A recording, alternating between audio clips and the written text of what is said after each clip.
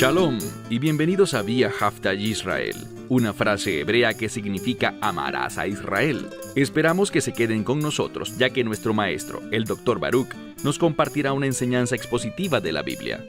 El Dr. Baruch es profesor titular del Instituto Sera Abraham, con sede en Israel. Aunque todos los cursos en el instituto se imparten en hebreo, el Dr. Baruch se complace en compartir esta enseñanza en inglés con doblaje al español. Para más información, visítenos en amarasaisrael.org o descargue nuestra aplicación móvil Mi Estudio Bíblico. Aquí está Baruch y la lección de hoy. Me gustaría comenzar como lo hice la semana pasada, recordándoles que todo lo que sucede en la Escritura sucede por una razón. Nada es por casualidad, todo ocurre por la providencia de Dios. El Mesías les dijo a sus discípulos, «Velad y orad, para que no caigáis en tentación», lo cual significa que no deben permitir que la oposición del mundo los cambie, llevándolos a hacer aquello que va en contra de los planes y propósitos de Dios. En otro evangelio, ¿qué dijo Pedro? Pedro dijo con mucha valentía, pero muy equivocadamente, «Los demás podrían negarte, pero yo jamás lo haré. Estoy listo para morir contigo». Esas fueron palabras muy valientes y atrevidas, pero ¿fue verdad? Y la respuesta es no. Por eso el Mesías le dirá a Pedro, «Antes de que el gallo cante, 3 veces tú me negarás». Bien, ¿cómo lo supo? Y por supuesto hablo de Yeshua, Jesús de Nazaret. ¿Cómo lo supo de antemano? Muy sencillo. Él lo sabe todo porque Él es Emmanuel, que significa Dios con nosotros. Y todo lo que hizo el Mesías, lo hizo siendo el Hijo de Dios o el Hijo del Hombre. ¿Qué quiero decir con eso? Cuando la Escritura enfatiza que Él es el Hijo del Hombre, todo lo que hace y lo que dice es para ser de ejemplo para nosotros, para enseñarnos cómo debemos pensar, cómo debemos hablar y, por supuesto, cómo debemos comportarnos. Pero cuando la Escritura habla de Él como el Hijo de Dios, vemos que Él es ese siervo fiel para su Padre, que cumple la voluntad de su Padre y que le da la gloria a su Padre Celestial. Nosotros somos solo seres humanos, pero mediante la unción del Espíritu Santo, nosotros también podemos llevar a cabo esas mismas cosas y darle honor y gloria al servir fielmente a Dios. Eso lo queremos hacer hoy, lo queremos hacer mañana y queremos seguir sirviéndole fielmente hasta ese día glorioso conocido como el arrebatamiento. Dicho esto, toma tu Biblia y ve conmigo al Evangelio de Lucas, capítulo 22, y ya estamos listos para el versículo 47. Libro de Lucas, capítulo 22, comenzando en el versículo 47. Hemos visto que el Mesías había estado hablando a los discípulos sobre no sucumbir a la tentación. ¿Y qué pasó después? Bueno, ve conmigo a nuestro primer verso, el verso 47, que dice, «Pero, mientras aún hablaba, he aquí una multitud». ¿Qué multitud es esta? Esta multitud está compuesta por los capitanes del templo. Hablaremos más de ellos luego, pero era un grupo de personas que servían al liderazgo judío, a los sumos sacerdotes, a los levitas, a los fariseos y saduceos, a los integrantes del Sanedrín. Ellos servían, siendo de Roma, servían al liderazgo judío. Y vinieron con otros, con un propósito. ¿Cuál será? No debería sorprendernos. La semana pasada dejamos al Mesías y a sus discípulos, ¿dónde? En el huerto de Getsemaní.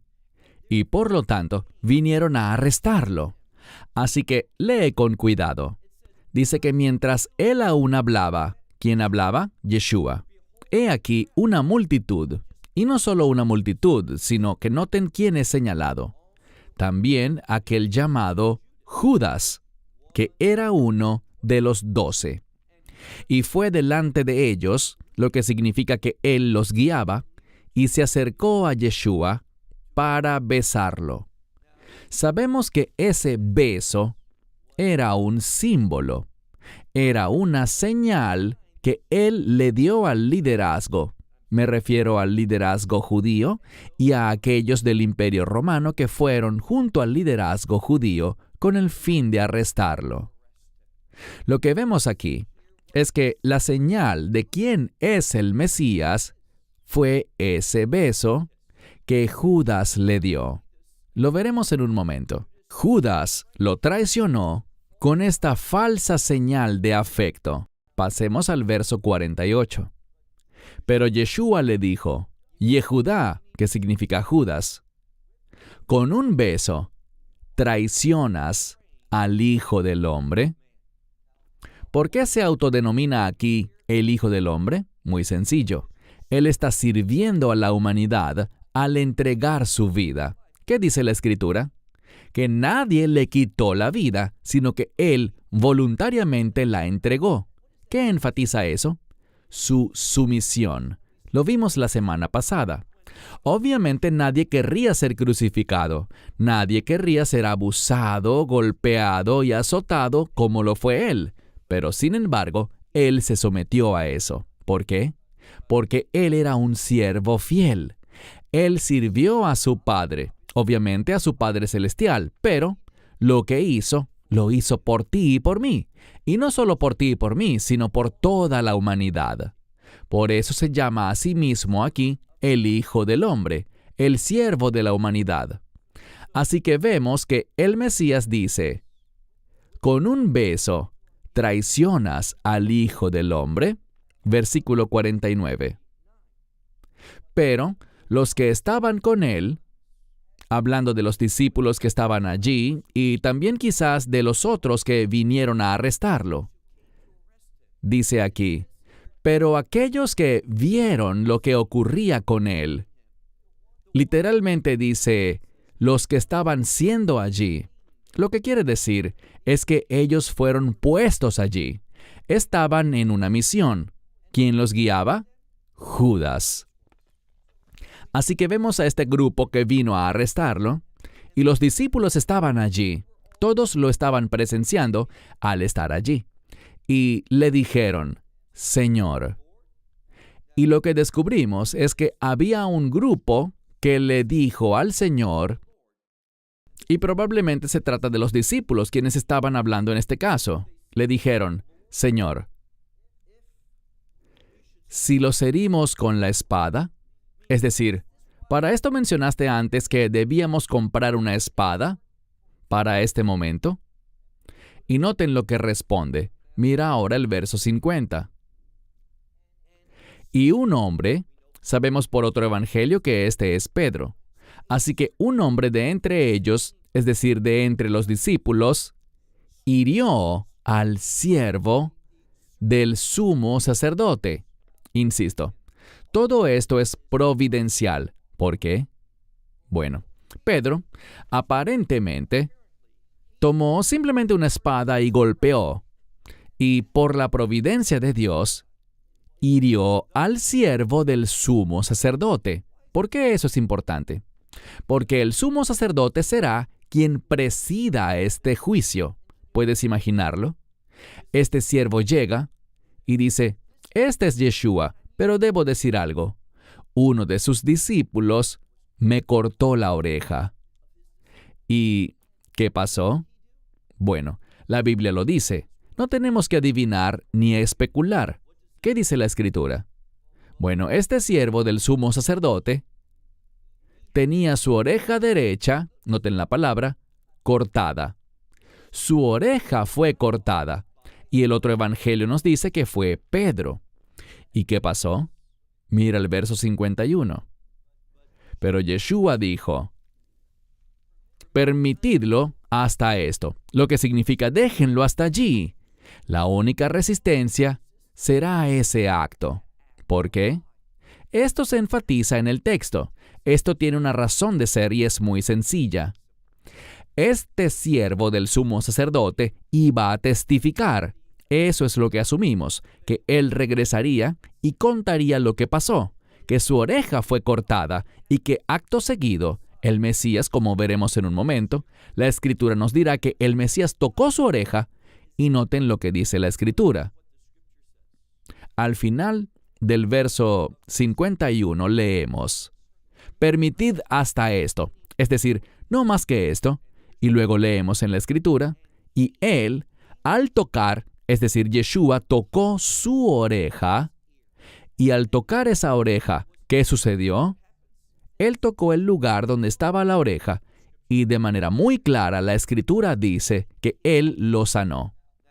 Esto no significa simplemente que la herida fue cerrada, sino que la palabra aquí para sanar representa una restauración completa.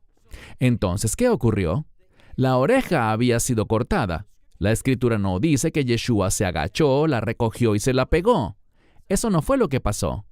Lo que vemos aquí es que Yeshua simplemente tocó ese lugar donde estaba la oreja y esa oreja fue restaurada. Lo que significa que a través del toque de la mano de Yeshua, como Hijo de Dios, esa oreja fue creada de nuevo, reapareció. No era lo que cayó al suelo, sino una oreja nueva. ¿Por qué? Porque eso es lo que el Mesías hará. Él hará nuevas todas las cosas. Esa es la obra del reino. Cuando miras el libro de Apocalipsis, en el capítulo 22, verás que he aquí todas las cosas son nuevas. Cuando Juan, quien escribió el libro de Apocalipsis, vio la nueva Jerusalén, esto fue lo que exclamó: he aquí todas las cosas son nuevas. Y el término nuevo es un término de reino que se refiere a una restauración completa. Eso fue lo que este siervo experimentó. Mira ahora el versículo 52. Pero Yeshua dijo a los que habían llegado en su contra, y noten que es muy importante el hecho de que aquellos que fueron allí estaban, según la Escritura, en contra de él. ¿Y quiénes eran estos que habían llegado allí? Bueno, eran los principales sacerdotes y los capitanes del templo, esta guardia del liderazgo, que los romanos suministraron al liderazgo judío y también los ancianos. Todos llegaron allí y Yeshua les habló. ¿Y qué les dijo? Como contra un ladrón han salido con espadas y palos. Esto es muy peculiar. ¿Por qué? Bueno, el Mesías nos dirá por qué dijo lo que dijo. Sigue leyendo. Mira ahora el siguiente verso, verso 53. Él dice: como contra un ladrón han salido con espadas y palos. ¿Por qué? Verso 53. Él dice: cada día estuve con ustedes en el templo, pero no extendieron su mano contra mí. Es decir, ellos no intentaron arrestarlo cuando hablaba y enseñaba en el templo cada día. Él venía cuando estaba en Jerusalén, y su costumbre era ir al templo y enseñar. Y nunca quisieron arrestarlo en esos momentos, pero ahora sí. Y la Escritura nos dirá algo de lo más importante sobre su arresto. Sigue leyendo. Mira, por favor, al final del verso 53. Dice: pero esta es la hora de ustedes. Eso es exactamente lo que dice. Yeshua está hablando mientras es arrestado. Han venido contra él con espadas y palos, y hay un grupo grande de ellos, probablemente unos 500 individuos. Y él dice: pero esta hora es la de ustedes. Así que esto es una iniciativa de ellos. Obviamente el enemigo era parte de esto, pero noten cómo termina. Y la autoridad de las tinieblas. Ahora, esta hora era de ustedes, dijo él, y la autoridad o el poder es la palabra griega exousia.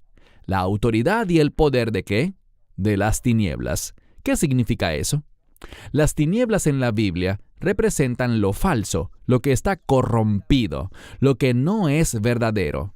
Y este es el poder que ellos tenían, poder de las tinieblas y no de luz.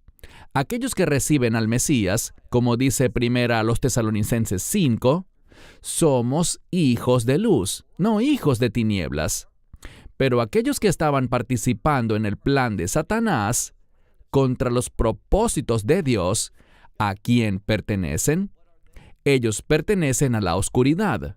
Bien, como Dios tiene un conocimiento perfecto, Él fue capaz de usar esa desobediencia para cumplir sus propósitos, pero Él no los forzó a cometer este acto malvado.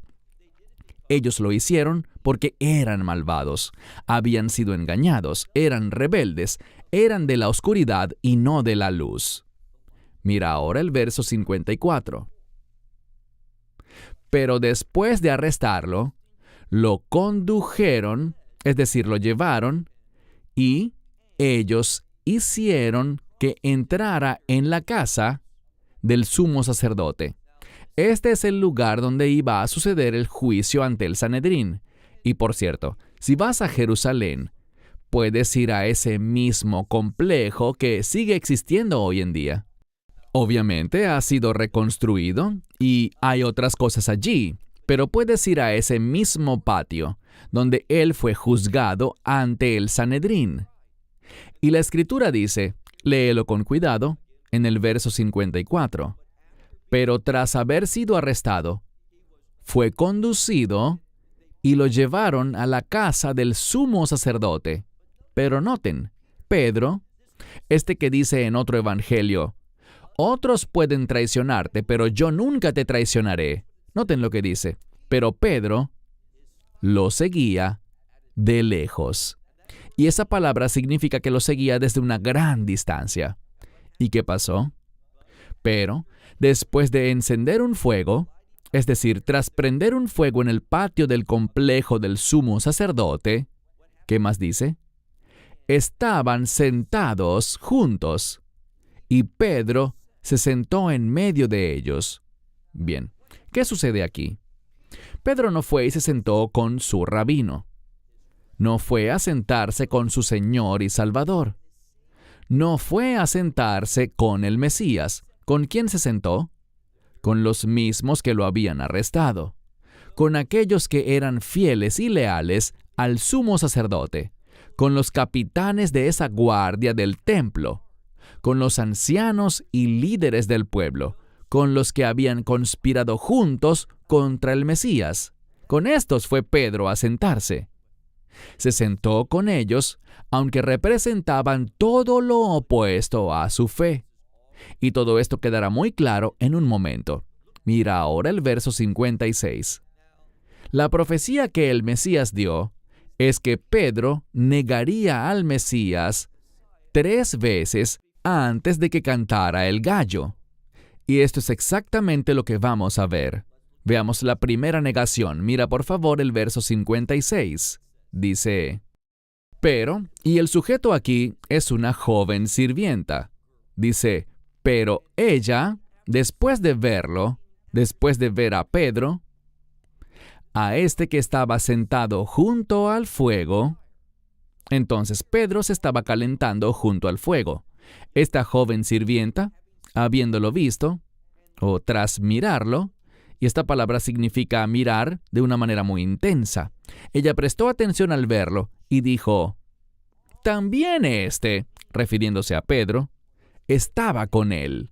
O sea, yo te vi a ti, Pedro. Tú estabas con él.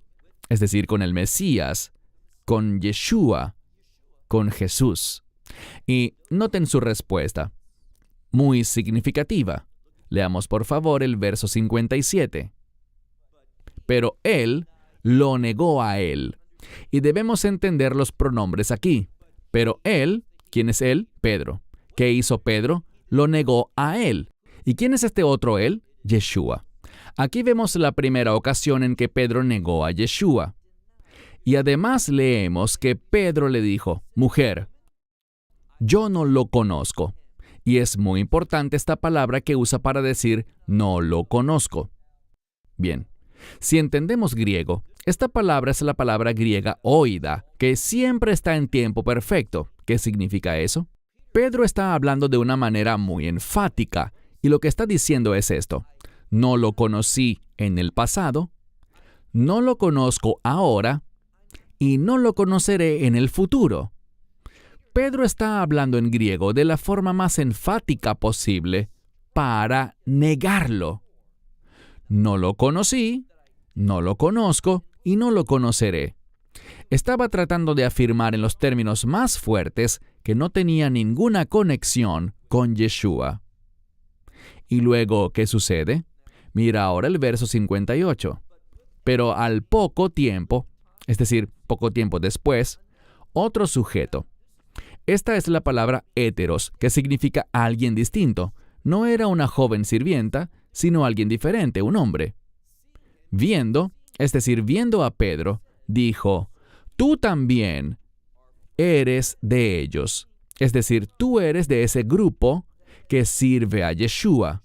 Eres parte de sus discípulos. Ciertamente, dice, tú eres de ellos. Pero Pedro dijo: hombre, yo no soy. ¿Qué está haciendo? Está mintiendo. Mintió una primera vez y ahora una segunda. Y su mentira es que está negando cualquier conexión con Yeshua. Así que dice: hombre, yo no soy.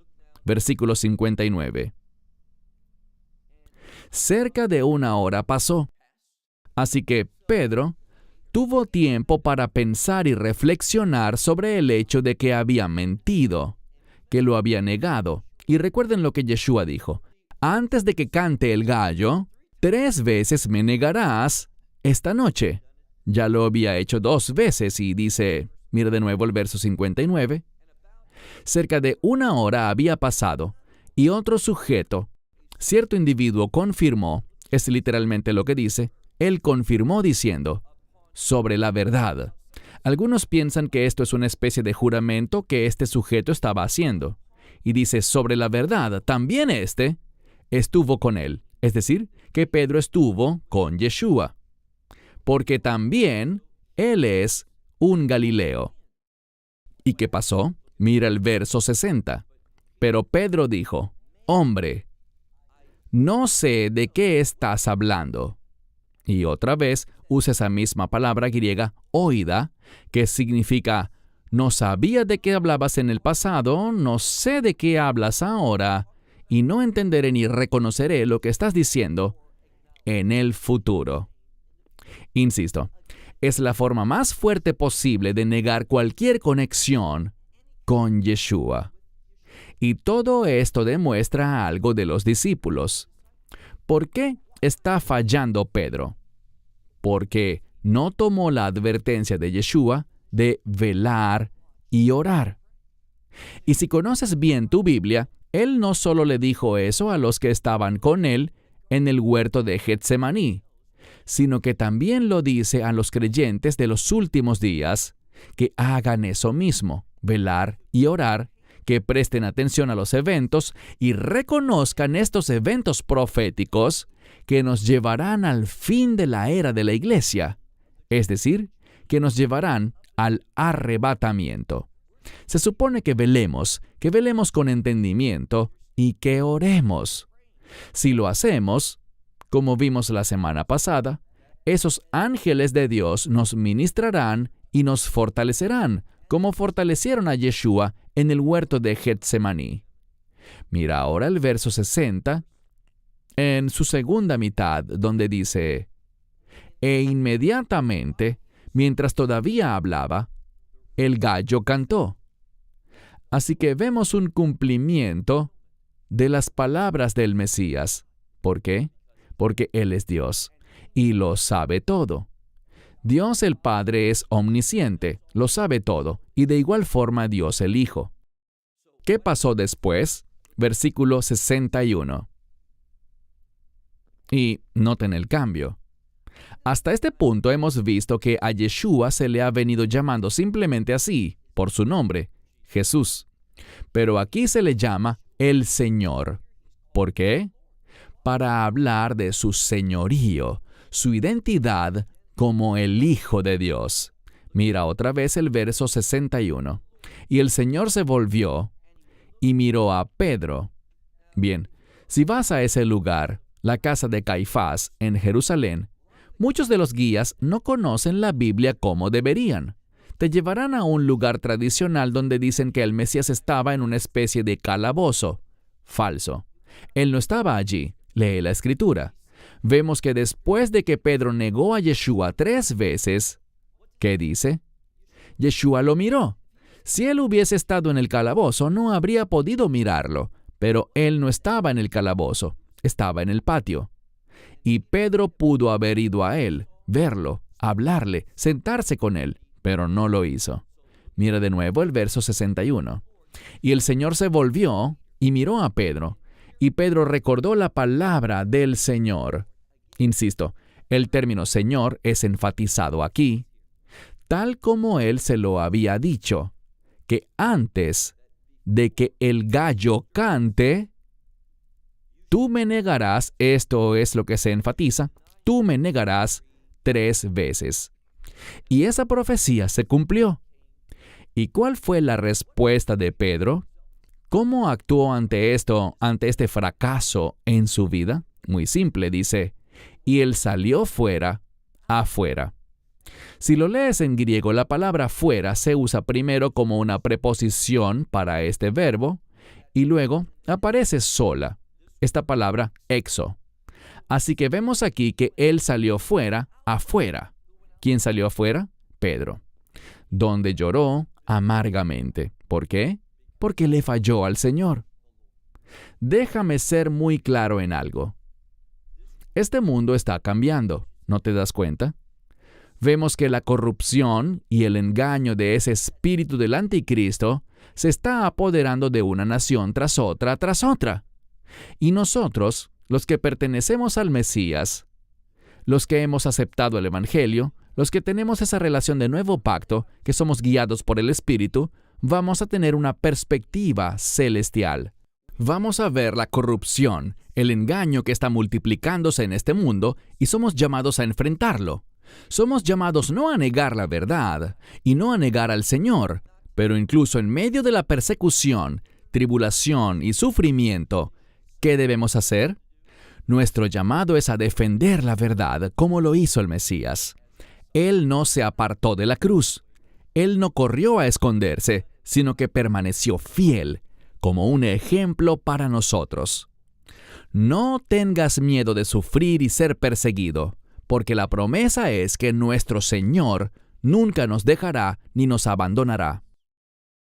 Esperamos que te hayas edificado con el mensaje de hoy y lo compartas con otros. Te invitamos a seguir nuestros estudios cada semana por este canal y por el portal de YouTube de Amarás a Israel. También puedes descargar nuestra aplicación móvil gratuita, Mi Estudio Bíblico. Finalmente, para obtener más información sobre nosotros, visita nuestra web amarasaisrael.org, donde encontrarás otras conferencias de Baruch en audio, video y texto. Hasta el próximo programa. Que el Señor te bendiga en Yeshua HaMashiach, Jesús el Mesías, mientras caminas con Él. Shalom desde Israel.